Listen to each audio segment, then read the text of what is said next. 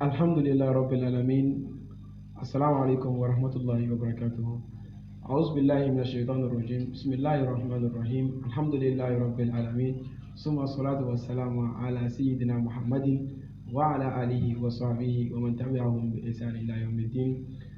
أمي بلا جلين فو actual media lajɛbaga bɛɛ lajɛlen mana kɛ fan fan fɛ ka aw bisimila an ka émission kɔnɔ n'o ye émission l'islam et la société al-islam wal mujtama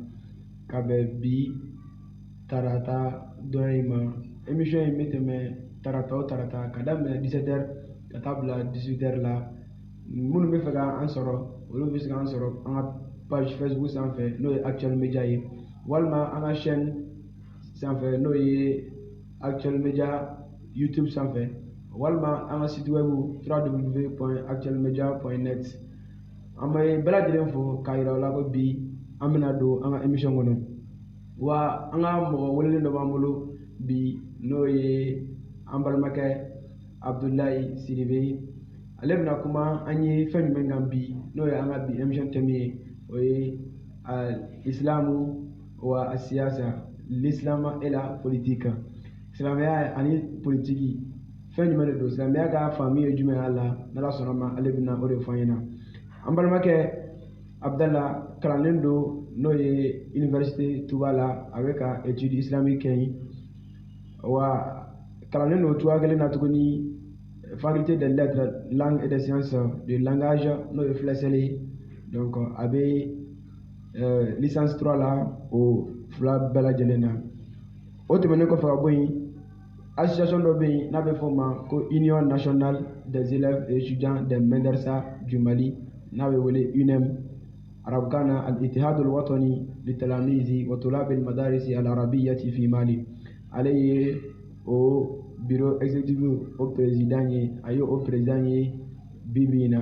donc ale de an ka mɔgɔ welelen an ka émission kɔnɔna na an b'a bisimila an b'a fɔ Abdallah assalamu alaikum wa rahmatullahi wa barakatuhu. Wa alaikum assalam wa rahmatullahi ta'ala wa barakatuhu.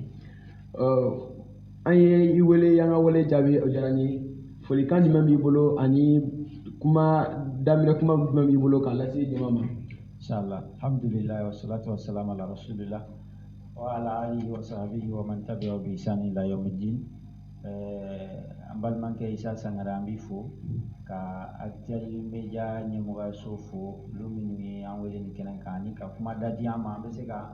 an fɛla fɔ nin thème ɲɛnama in kan cogo min na o kɔfɛ actual media lamɛnbaga bɛɛ lajɛlen ani a filɛlibaga bɛɛ lajɛlen I mana kɛ yɔrɔ so I mana kɛ yɔrɔ jan an bɛ bɛɛ lajɛlen fo inshallah. Ok an ye kuma dayɛlɛ kuma minnu fɔ e yɛrɛ Abdallah Sidibe kan yalima farankan wɛrɛ b'i yɛrɛ bolo k'a fɔ walima a bɛ cogo di yani an ka don an ka émission kɔnɔ. Farankan ba tɛ yen journaliste mana min fɔ mɔgɔ kan c'est très rarement I ka se ka dɔ wɛrɛ fara o kan a y'a fɔ cogo min na ne ye Abdulayi Sidibe Union nationale des élèves étudiants des madrasa du Mali ni a bɛ fɔ ko Mali madrasa kalandenw ka fara ɲɔgɔn kan jɛkuluba ne y'o tɔn ɲɛmɔgɔ ye n ye kalanden fana université Touba la département des études islamiques n'o ye silamɛya ɲɛdɔnni ni a faamuyali kalan taabolo ani n ye kalanden fana faculté des lettres la faculté des lettres des langues et des sciences du langage n'o ye kanw bɛ kalan sanfɛ kalanso min na n bɛ o kalanso la n bɛ département arabu la n bɛ ka licence 3 kɛ a y'a fɔ cogo min na.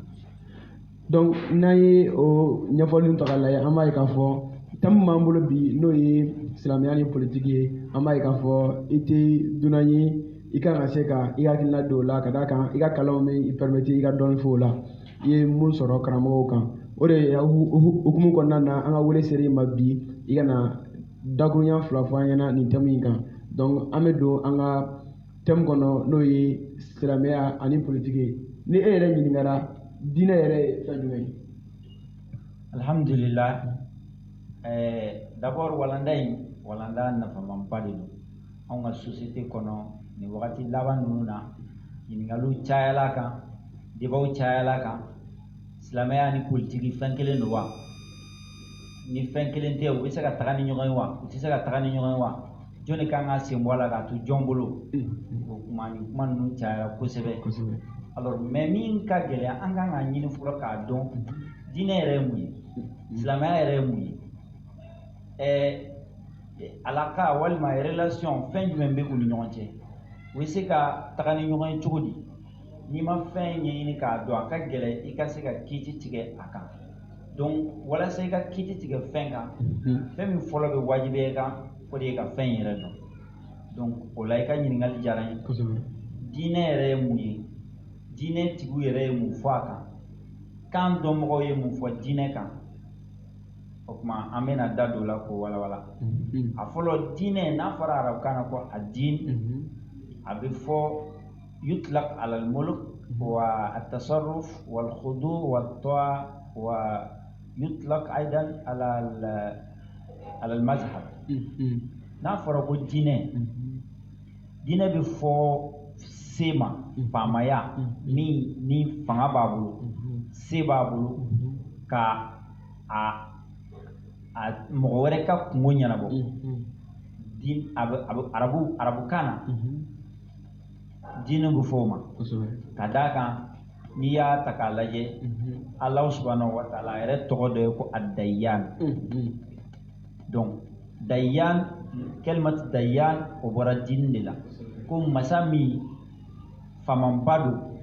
se b'a ye ka a y'a ja cogo min na k'i sen don mɔgɔw ka ko la k'a kɛ cogo min na a y'a ja cogo min na a b'a kɛ ten o y'a kɔrɔ dɔ ye diinɛ kɔrɔ dɔ fana ye majigi ye ka i majigi k'i bɛrɛbɛn ni dɔ ka fanga ye o kɔrɔ bɛ jɔn ni ala cɛ de diinɛ na e de b'i majigi setigi fama ye ni a ye dan minnu sigi i b'o danw labato o ye diinɛ kɔrɔ dɔ ye diinɛ kɔrɔ dɔ fana ye n'a fɔra ko tadayyana bi shay aw dana bi shay bimaana ittakhadahu madhhaban wa diinan n'a fɔra ko karisa a ye nin diinɛ in sira ta o kɔrɔ ye a y'o ta k'o kɛ a ka tagabolo ye o sariyaw n'o sigikanw a n'o taabolo a bɛ o taabolo n'o sariyaw n'o sigikanw labato kosɛbɛ o ye arabukan jɛ yɛrɛ la arabuw ye diinɛ faamu cogo olu ka diinɛ kɔrɔ fɔli la olu y'a faamu ni faamuyali min ye nka dɔnnibagaw yɛrɛ ka sɛgɛsɛgɛli ka mo ninnu ta sisan an y'a kɔrɔ ni jɛ yɛrɛ dɔn mais a laɲini ye jumɛn ye dɔɔni yɛrɛ sira kan donc an bɛ arabu ka kitabuba dɔ bɛ yen n'a bɛ fɔ o ma ko iktishafatul funun wal ulum dictionnaire ba dɔ min bɛ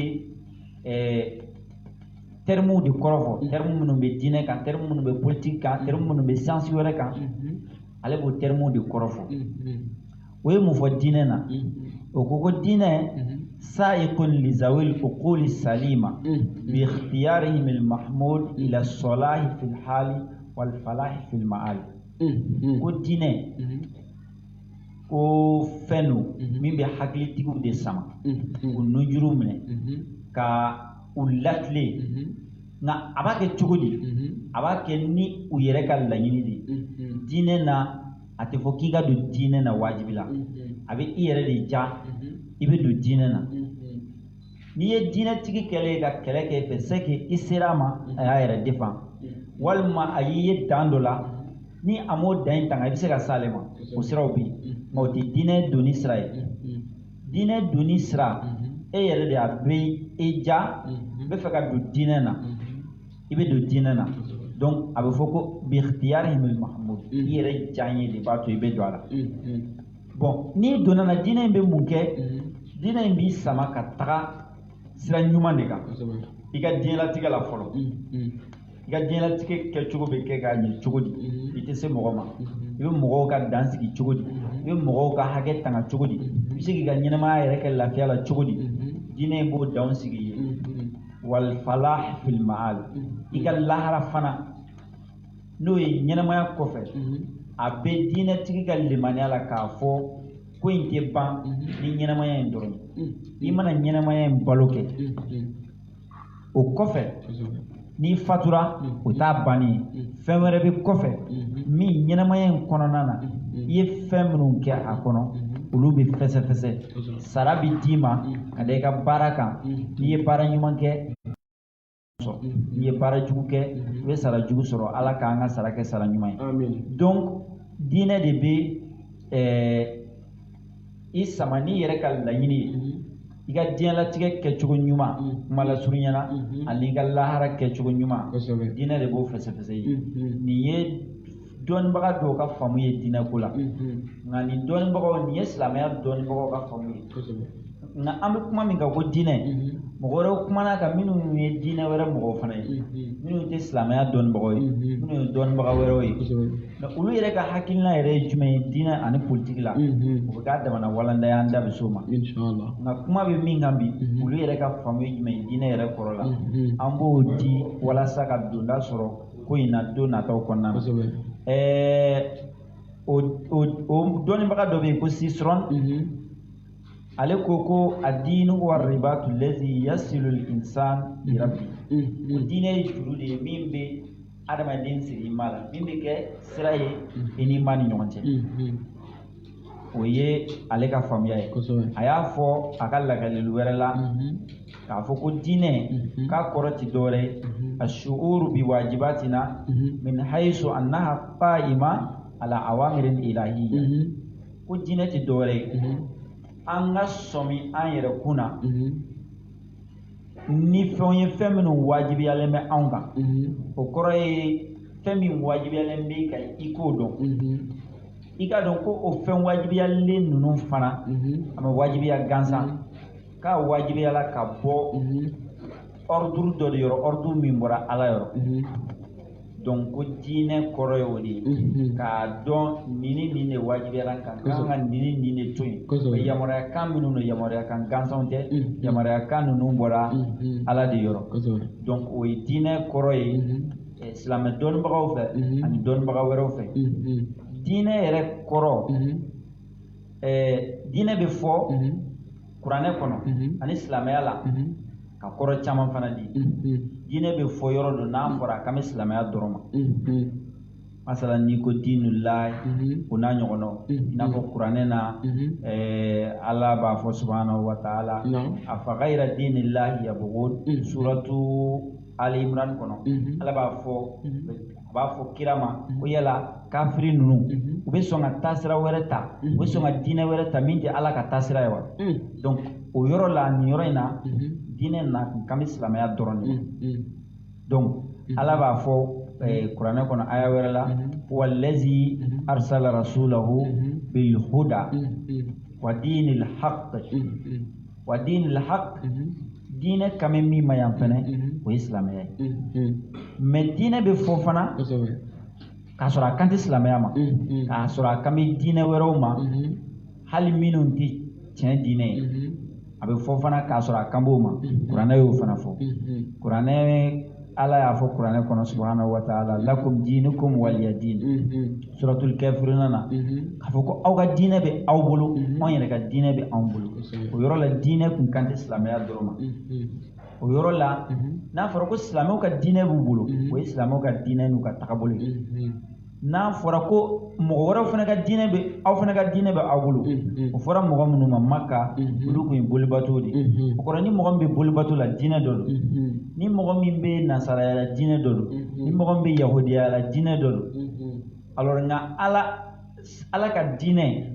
a bɛ fɔ min ma ko tiɲɛ diinɛ silamɛya la o ye kira Muhammad sallallahu alaihi wasallam ale nana ni diinɛ minnu ye diinɛ minnu sariyaw sigila ni ala ka kuranɛ ani ala kira ka hadisaw ye sallallahu alaihi wasallam donc kuma lasurunyana an bɛ se ka kɔrɔ min di diinɛ na o ye nin a diinɛ bɛ fɔ fana a bɛ kɔrɔ wɛrɛw di min tɛ nin kɔrɔ ninnu fana ye an mago tɛ o kɔrɔw la nin kɛnɛ in kan donc an mago b'a la ka boli fɛn min kɔnɔ o ye min kɔrɔ ye bato kɛli ye jɔn ni ala cɛ majigi ye jɔn ni ala cɛ sariyaw labatuli ye jɔn ni ala cɛ ɲɛnamaya dilali ye jɔn ni ala cɛ kɔrɔ minnu bɛ bolo o kɔnɔna na donc an mago bɛ o kɔrɔw de la donc n'an ye diinɛ fɔ kuma kuntala surunya na a bɛ nin kɔrɔw de di an bɛ an lajɛbaga bɛɛ lajɛlen fo k'a fɔ ko u sɔgɔlen b'an na Actual Media de sanfɛ émission kɔnɔ n'o ye l'islam et la société bitami l'islam et la politique anam balmake Abdallah Sidibé abara ka min fa ina san anye famia chama sura la dine yɛrɛ kan dine yɛrɛ fɛn jumɛn ha yira na ka fɔ ko dine dante diɲɛ ye nka dine b'a mago don hali ka lahara ko dilanni na donc dine b'a fila bɛɛ lajɛlen de ɲɛnabɔ ka tila k'a fɔ dine bɛ nana a fɔra yɔrɔ mun na a mot répétera kuranɛ kɔnɔ yɔrɔ mun na donc ani o signification a bɛ signification min d'an ma o yɔrɔ ninnu na a y'o yɔrɔ fana f'an ɲɛna an ye faamuya caman sɔrɔ sisan n'an bɔra yen komi diinɛ ni politique de b'an bolo donc an bɛna se politique ma n'a ye ɲininka sisan ni mɔgɔ min ye ɲininka ko politique yɛrɛ ye jumɛn an b'a mɛn ko politicien politique fɛn donc politique yɛrɛ ye fɛn jumɛn ye e bɛ se ka jumɛn fɔ an lajɛbagaw ye Actuel Media sanfɛ. Alhamdulillah an bɔra ka diinɛ kɔrɔ fɔ diinɛ yɛrɛ tigiw ani diinɛ dɔnbagaw ye min fɔ diinɛ ko la min y'a dan ye o ye Ala yɛrɛ ye min fɔ diinɛ ko la an bɔra k'o fɔ o ye diinɛ yɛrɛ tigi politique fana a kɔrɔ ye jumɛn ye politique a arabukan na a bɛ fɔ ko a siyasatu a siyasa n'i y'a lajɛ terme kura don dɔɔni arabukan termew la i n'a fɔ politique fana n'i y'a lajɛ ɲɛnamaya yɛrɛ kɔnɔ an ɲɛ b'a la manière minnu na kɛcogo kura don ɲɛnamaya kɔnɔ donc o de kama a bɛ kɛ ɲɔgɔn sama-sama ye mɔgɔw ni ɲɔgɔn cɛ parce que ni mɔgɔ min ye a lasulu dɔn a tɛ kɛ fɛn kura ye o tigi bolo nka ni mɔgɔ min ma lasulu ɲini a la n'o y'a ye a fɔra sisan de wa fɛn kura fana don donc a bɛ kɛ fɛn kura ye o tigi bolo alors kɔrɔ jumɛn fɔla politique la dɔnnibaaw fɛ dɔnnibaaw ko a siyasa alqiyamu ala shay'i bima yuslihu ko politique tɛ dɔwɛrɛ ye fɛn o fɛn n'i b'a labara ka fɛn labara a labara cogo ɲuman na ka fɛn kɛ a kɛcogo ɲuman na k'o de ye politique ye donc nin ye kumaba ye min ni fɛn bɛɛ bɛ don a kɔnɔ fanga bɛ don a kɔnɔ mara bɛ don a kɔnɔ du maracogo bɛ don a kɔnɔ ɲɛnamaya yɛrɛ kow bɛɛ k'a kɛ a kɛcogo ɲuman na ko politique kɔrɔ y'o ye u ye kɔrɔ wɛrɛ fɔ a la tuguni n'o ye dɔnnibaaw ye ko a siyasa fannu idaratul mujtama'atul insaniya ko n'a fɔra politique ko a kɔrɔ de ye baara min walima dɔnniya min walima métier min ɲɛsinnen bɛ adamadenw yɛrɛ ka mara ma yɔrɔ bagan bɛ mara maracogo de b'a la i bɛ jiriw turu i b'u lamɔ o bɛɛ maracogo de b'a la mais adamadenw bɛ mara cogo di donc dɔnniya min ɲɛsinnen bɛ adamadenw mara cogo ma yɔrɔ bagan bɛ mara ni bere adamaden tɛ se ka mara ni bere donc mais adamaden mara cogo de fɛnɛ b'a la donc dɔnniya min ɲɛsinnen bɛ adamadenw mara cogo ma k'u guider k'u sama ka se hɛrɛ ma ka tɔɔrɔ ɲɔni ka b'u kan walima ka u yɛrɛ bɔ tɔɔrɔ sira kan dɔnniya min ɲɛsinnen bɛ o ma a bɛ fɔ o dɔnniya de ma ko a siyasa ni a bɛ fɔ o ma ko politique ni dictionnaire min tɔgɔ ye ko Robert o ye nin kuma in fɔ politique kan dictionnaire dɔ bɛ yen u b'a fɔ a ma ko Mujam Kamil ale ko a siyasa tata'allaqu bil hukm wal idara fil mujtama' al madani alors yɔrɔ dɔ in y'a fɔ a daminɛ na k'a fɔ politique fɛn o fɛn k'a kɛ a kɛcogo ɲuman na k'o bɛ jate politique ye mais nin ye a kɔrɔba ye nka nin tigi y'a kɔrɔ fɔ kɔrɔ kɛrɛnkɛrɛnnenya la a ka ca la an ka walanda bɛ don o de kɔnɔ kosɛbɛ ko k'a gulolen bɛ mara kɛcogoya de la ani adamadenw marali ani u ka koɲɛ ɲɛnabɔli kɛcogoya ɲuman na ko a bɛ fɔ o de ma ko politique alors nin ye politique dɔnnibaaw ye kɔrɔjɛ min di politique ma alors an bɛ politique ni diinɛ de ka kuma na silamɛya yɛrɛ ye kɔrɔ jumɛn di politique ma n'i y'a ta k'a lajɛ an ko k'a fɔ politique a tɔgɔ min bɛ arabukan na n'a bɛ fɔ ko a siyasa ka na ni o mot ye le mot siyasa arabukan document kɔnɔna na ka baara k'a ka baara cogo la min kɔrɔ bɛ politique di o ye kɛra o ye kɛcogoya o ye fɛn kuraw de ye kuranɛ yɛrɛ n'o ye Ala subhanahu wa ta'ala ka kitabu ye min jiginna Alakira Muhammad kan sallallahu alaihi wasallam min bɛ silamɛya danw sigi ale ma politiki kɔrɔ ye siyasa min ye ni o termu siyasa yɛrɛ kuranɛ mana n'o ye i b'a ye i tɛ o ye kuranɛ kɔnɔ a mot yɛrɛ la termu yɛrɛ la k'a fɔ ko a siyasa nka i bɛ a taamasiyɛnw ye n'o ye ka fanga ɲumanw kofɔ ka fanga juguw kofɔ ka idéopolitiques ani les régimes politiques n'o ye politiki fangaw ani politiki maraw ani politiki hakilinaw kuranɛ nana ni ninnu bɛɛ ye hali n'a sɔrɔ a ma ta tɔgɔ ma k'a fɔ ko a siyasa an bɛ min faamu ko politiki hadisa fana nana n'a ye i b'a ye kira n'a ka sahabaw ka baara nɔw na i b'a ye u ka kititigɛ nɔw na i b'a ye u ka fanga labaara cogo la donc kuma cɛ laɲini ye min ye dɔrɔn tɔgɔ in ye tɔgɔ kura ye nka baara in tɛ baara kura ye donc baara in kɛcogoya ni hakilina kɔnɔ o tun bɛ yen ka na tɔgɔ kɛrɛnkɛrɛnlen dɔ ta k'a d'a ma ko politique o de ye kura ye ka d'a kan kuranɛ ye masaw ka kisaw fɔ ka faamaw ka kisaw fɔ ka jamanaw ka kisaw fɔ k'u ka politikiw fɔ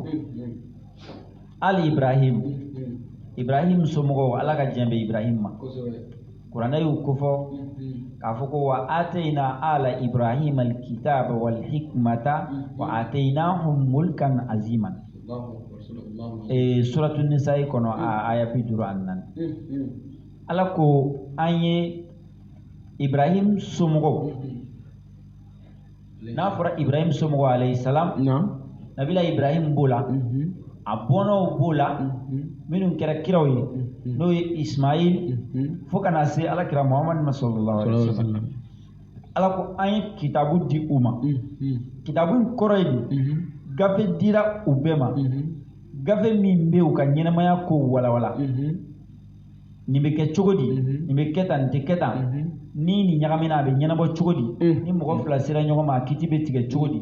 mara yɛrɛ bɛ kɛ cogo di fanga bɛ kɛ cogo di ɲɛmɔgɔ bɛ a kɔmɔgɔw mara cogo di kɔmɔgɔw bɛ a ɲɛmɔgɔw minɛ cogo di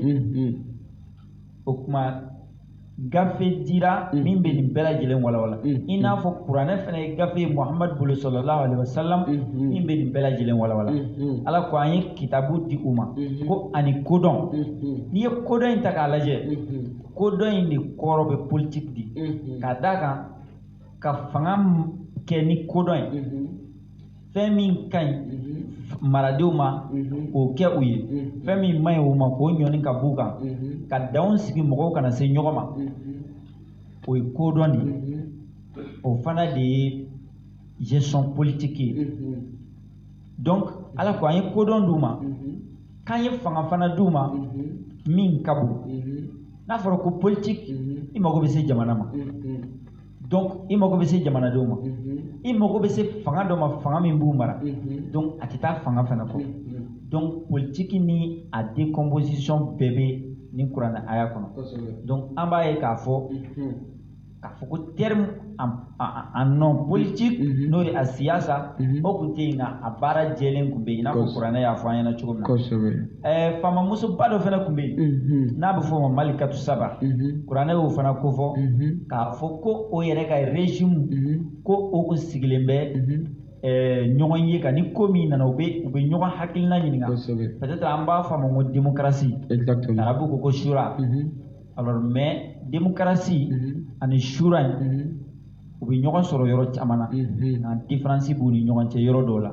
alors komi an ko an ka sigida wɛrɛ la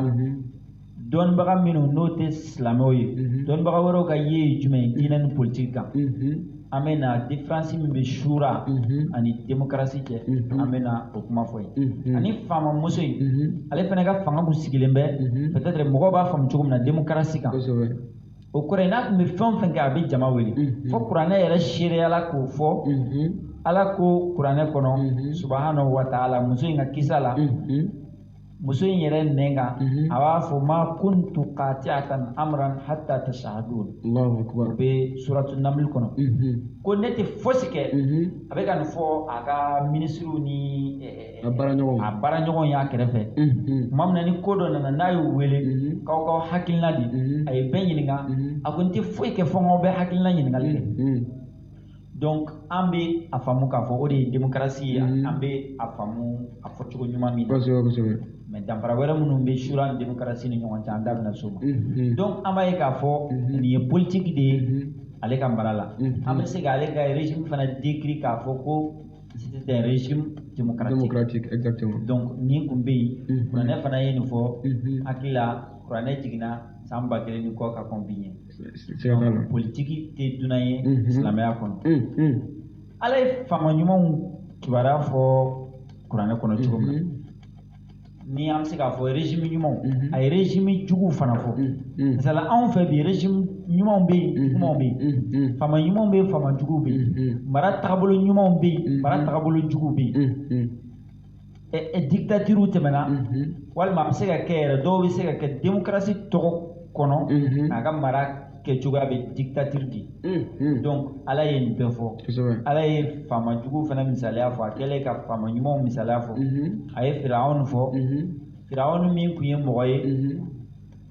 ni a ka mara tun ye dictature ye. A tun bɛ a ka jamanadenw tɔɔrɔ. A tun bɛ denkɛninw faga. Ni mɔgɔ tun bangena ale ka jamana kɔnɔ n'i ye cɛ a b'i faga walasa k'ale y'a mɛn ko den dɔ bɛna wolo a ka jamana kan den bɛna kɛ sababu ye k'ale ka fanga bi. Donc walasa ale ka fanga kana bi ale b'i faga. Donc politiquement n'a ye o yɔrɔ lajɛ an b'a ye k'a fɔ faama min man ɲi a bɛ sɔn a ka jamanadenw ka sa ale yɛrɛ kelen ka fanga ka to yen. Donc ni kuma fɔra fɔlɔ cogo min na ni misaliya fana bɛ yen bi o cogoya la. Donc Firawuna ka baara tun ye jumɛn ye? Firawuna a ye denmisɛnninw faga an y'o f'i ye cogo min na. Firawuna tun bɛ mɔgɔw ka hɛrɛw gosiw la i n'a fɔ a bɛ se ka kɛ o fana bɛ kɛ bi cogo min na. Firawuna a tun tɛ a ka jamanadenw lamɛn n'ale kun ko min o de bɛ kɛ. Ala y'a ka kuma fɔ ko Firawuna de ko wa ma urikum illa ma ara. Donc c'est-à-dire hakilina ɲini tɛ ne ni mɔgɔ cɛ ni ne ko min aw b'o de kɛ. Ima régime démocratique régime dictatorial ye. Donc ko hakilina ɲini tɛ ne ni mɔgɔ cɛ ni ne ko min aw bɛɛ bɛ tugu o kɔ n'o ka ɲi aw bɛɛ bɛ tugu o kɔ n'o man ɲi aw bɛɛ bɛ tugu o kɔ. Ale jamana fo k'a se yɔrɔ la a ko ale yɛrɛ de ye Ala ye. Ana rabbukumul a'la. A ko a ka jamanadenw ma mais Ala wɛrɛ tɛ aw yɛrɛ la ne de y'aw ka Ala ye. Faama tɛ tɛmɛ faama min k'aw kunna ne de ye. Donc ne ye mun kɛ o ka ɲi. Ne ye mun to yen o ka ɲi n tɛ ɲininka. Donc an b'a ye k'a fɔ politique a kɔrɔ ye min ye diinɛ na o de ye nin ye. Kuma kura fana tɛ hali n'a sɔrɔ a tɔgɔ ye tɔgɔ kura ye nka nin kibaruya ninnu fɔla san 1000 ka kɔn bi ɲɛ ani fanga ninnu taabolo fɔ o fangaw caman régime qualité caman bɛ yen kuranɛ ye minnu lakale ni wagati t'an permettre k'an da don o bɛɛ la. Donc kuma kuntala surunya na politique ye min ye silamɛya kɔnɔ ani politique dɔnnibaaw bolo o de ye mara kɛli kɛcogoya ɲuman na. Ok, an bɛ halisa an lajɛbagaw fo k'a fɔ k'halisa u sɔgɔlen bɛ an na an ka thème kan n'o ye l'islam et la politique ye. Sisan an ka invité n'o ye monsieur Sidibe ye a bɔra ka mun de fɔ an ɲɛna sisan ko politique n'i ye politique ta k'a lajɛ k'o ye hadamadenw yɛrɛ ka mara kɛcogo ɲuman ka d'a kan hadamadenw tɛ se ka to yen u yɛrɛ ma i n'a fɔ e t'i ka baganw to u yɛrɛ ma cogo min na. Donc hadamadenw bɛ fara ɲɔgɔn kan ka mara cogoya min na mara cogo ɲuman na k'o de ye politique ye. A ko n'i y'a ta k'a lajɛ fɛnɛ ko diinɛ k'o kumara kan ko surtout yɛrɛ ko kuranɛ yɛrɛ kumara kan. Kuranɛ min bɛ jate minɛ i n'a fɔ la première source du droit islamique donc ko o kumara kan. K'a ma kuma kan k'a fɔ dɔrɔn k'a ye politique de mot utiliser kuranɛ kɔnɔ directement mais a nana ni fɛn dɔ ye contexte dɔ kɔnɔna na an b'a ye k'a fɔ ko a kan bɛ mara kɛcogo ɲuman de ma o kɔnɔna na. Donc a da bɔra ka se olu de ma a nana n'a ye maracogo ɲuman min bɛ yen n'o ye politique ɲuman ye a y'o misaliya di anw ma fo ka na se maratogo jugu min fana bɛ se ka sɔrɔ yen o b'a yira ko politiki jugu fana bɛ se ka sɔrɔ yen donc a y'o misaliya fana d'an ma donc nin kuma in na dɔrɔn an b'a ye k'a fɔ maracogo ɲuman o bɛ yen maracogo juguman o bɛ yen nka ɲuman in o de ye politiki yɛrɛ ye nka n'a ma kɛ o cogoya la dɔrɔn o y'a bɔlen politiki kɔnɔ o y'a kɛlen karisalakaw ka politiki a bɛ se k'a fɔ ko karisalakaw ka politiki ou bien ni jamana politiki man ɲi mais o t'a yira ko politiki yɛrɛ man ɲi an b'o de faamuya an ka invité monsieur Sidibe a ka kuma la sisan n'an bɔra yen a ye diinɛ a kumara o kan an ye a y'o ɲɛfɔ an ɲɛna ka tila ka politiki fana ɲɛfɔ an ɲɛna donc an bɛna monsieur Sidibe yɛrɛ ɲininka yalima diinɛ ani politiki u ka farali ɲɔgɔn kan walima u silamɛ bɛ jumɛn de fɔ a la diinɛ ni politiki la. Alhamdulillah o ɲininkali diyara n'an bɔra k'a dɔn sisan diinɛ ye mun ye an bɔra k'a dɔn fana politiki ye mun ye an y'a ye k'a fɔ diinɛ tɛ dɔwɛrɛ ye ɲɛnɛmaya ko kɛcogo ɲuman o de ye diinɛ ye ni i adamaden ɲɔgɔnw cɛ ani i ni Ala cɛ i ka diinɛ ani i ka lahara politiki fana an k'o tɛ dɔwɛrɛ ye mara kɛcogo ɲuman adamadenw bɛ sɛnsɛn cogoya jumɛn na k'u bɛrɛbɛrɛ ka se sira ɲuman ma sira min y'u ka hɛrɛ ani k'u nɛgɛn k'u bɛrɛbɛrɛ fana min ma kɛ ni fanga sira ye ka bɔ sira kan sira min ye sira jugu ye u ma donc ni politiki kɔrɔ ye nin ye diinɛ kɔrɔ ye nin donc ni politiki kɔrɔ kɛra adamadenw kungo ɲɛnabɔli ye ani u kungo dilali ye ani ni mɔgɔ bɛ kɛ u kunna mɔgɔ min ka ɲi ka tɛmɛ min kan o de ka kɛ u ka ko ɲɛnabɔbaga ye an b'a ye k'a fɔ diinɛ bɛ o reconi k'a fɔ o ye diinɛ dɔ de ye o ye diinɛ kɛcogoya de ye o yɛrɛ de ye diinɛ dɔ ye seulement tɔgɔ kura dɔ de b'a la dɔrɔn exactement donc fɛn hakika mana dɔn tɔgɔ wɛrɛ ka d'a la o tɛ se ka fɛn bɔ a hakikaya la misaliya la téléphone ne k'a dɔn tiɲɛ yɛrɛ la nin ye téléphone ye mais dɔ k'a fɔ a ma ko non ko bombe de don est ce que o bɛ téléphone bɔ téléphone ya la ayi o t'a bɔ a la maintenant n'o ye bombe couverture don a kan n'an y'a sɛgɛsɛgɛ ka se k'o wɔrɔn k'a bɔ a kan k'a dɔn ja téléphone de tun b'a kɔnɔ maintenant an tɛ se ka ban na ayi an tɛ ban na ko parce que ko bombe tɔgɔ fɔra a ma ou bien dɔw ye couverture d'a kan mais an b'a ɲini k'a kisɛ yɛrɛ dɔn n'an y'a kisɛ dɔn an bɛ baara kɛ n'o de ye donc tɔgɔ in jate tɛ tɔgɔ in kan quoi donc silamɛya bɛ politiki ye silamɛya dɔ de ye silamɛya bɛ politiki ye silamɛya yɛrɛ kɛminɛ dɔ de ye ani ɲɛnɛmaya dilanlan dɔ ka da kan Ala kira yɛrɛ sallallahu alaihi wasallam n'i ye silamɛya fɔ a kuma bɛɛ bɛ taa ale de la ale de ye Ala ka ciden kana silamɛw ma a ka dugawu dɔ bɛ a kun b'a fɔ don o don a b'a fɔ ko Allahumma aslih li dini allazi huwa ismatu amri wa aslih li dunyaya allati fiha ma'ashi wa aslih li akhirati allati ilayha ma'adi amin Ala ka dugawu in minɛ an bɛɛ kira tun bɛ mun fɔ don o don ko Ala ka ale ka diinɛ ɲɛ Ala n ka diinɛ ɲɛ diinɛ ye min ni n ka kisi sira b'a kan ka n ka diinɛ tiɲɛ n dɛmɛ ka n ka diinɛ dilan donc o kɔrɔ ye diinɛ bɛ fɔlɔ mɔgɔ yɛrɛ dusukun na i yɛrɛ ni i ka foi cɛ i ni dusukun yɛrɛ ni ɲɔgɔn cɛ mais dɔw b'a faamu k'a fɔ ko diinɛ bɛ dan o yɔrɔ dɔrɔn na adamaden ni dusukun ni ɲɔgɔn cɛ a tɛ bɔ yen ka se i ni mɔgɔ wɛrɛ ni ɲɔgɔn cɛ ou bien i ni État ni ɲɔgɔn cɛ ou bien an ka kira lamɛn kira ka dakurunya fɔlɔ a ko Ala n ka diinɛ ɲɛ o kɔrɔ ye bato bɛ fɔlɔ jɔn i yɛrɛ ni i dusukun ni ɲɔgɔn cɛ nka yala o ye bato danyɔrɔ ye wa bato kɔrɔ ye n'i ye dusukunnasiri kɛ ko n ye nin ye a banna da tɛ ko wɛrɛ la wa kira tilana k'a fɔ sallallahu alaihi wasallam ko aslih li dunyaya allati fiha ma'ashi ko Ala n ka diɲɛ fana ɲɛ n ka ɲɛnɛmaya bɛ diɲɛ min kɔnɔ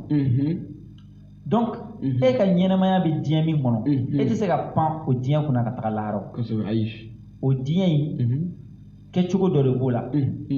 i b'o kɛ kɛcogo ɲuman de la donc ni kira ye nin dugawu kɛ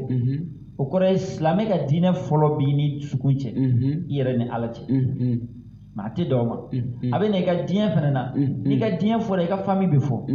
i ka entourage bɛ fɔ i ka état bɛ fɔ donc fɛn o fɛn bɛ nin bɛɛ lajɛlen dilan diinɛ b'a da don nin bɛɛ la diinɛ bɛ tɛmɛ o bɛɛ kan fo ka se lahara ma kira ko ala n ka lahara fɛnɛ ɲɛ n bɛ segin ka taga o yɔrɔ min ma i b'a ye silamɛ ka baara la silamɛ ka politique la a bɛ kɛ ka diɲɛ dilan k'a ɲɛ fɔlɔ mais mun kama pour que lahara fana i ka sara ɲuman sɔrɔ donc ni politique n'a kɔrɔ kɛla o tagabolo ɲuman ye silamɛya ka sira la o ye dɔrɔn ka sira ɲuman dɔ ta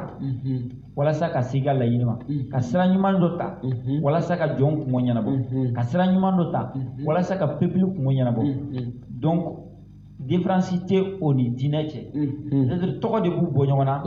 nka laɲini ye min ye i k'a dɔn k'a fɔ olu ye fɛn kelen de wala silamɛya dɔnnibaa dɔ bɛ yen ko ibn akil ale ko asiyasa fiilan ma kana fiilan asiyasa fiilan ma kana ma'ahu an-nasu aqrabu ila salahi wa ab'ad min al-fasadi wa in lam yadahu ar-rasul wala nazala bihi wahy ko politique kɔrɔ ye fɛn fɛn bɛ mɔgɔw lase hɛrɛ ma fɛn fɛn bɛ mɔgɔw lase u ka diɲɛlatigɛ ɲɛni ma k'u yɔrɔ ma janya ka bɔ tɔɔrɔ ma ko hali ni wahayu ma jigin n'o ye donc an bɛ mun faamu nin yɔrɔ la an b'a ye k'a fɔ silamɛ dɔnnibagaw fana o tilana fila ye wa dɔw hakilina surunyana ko in na k'a jira k'a fɔ politique ye ko kura de ye silamɛ dadon yɔrɔ t'a la mais ibn akil a ye min fɔ n'an y'o lamɛn o kɔrɔ ye fɛn o fɛn bɛ mɔgɔw lase u ka hɛrɛ ma ko hali ni kira ma na n'a ye wahayu ma jigin n'a ye o kɔrɔ ye c'est-à-dire a diyagoyalen tɛ an kan ko an ka politique kɛ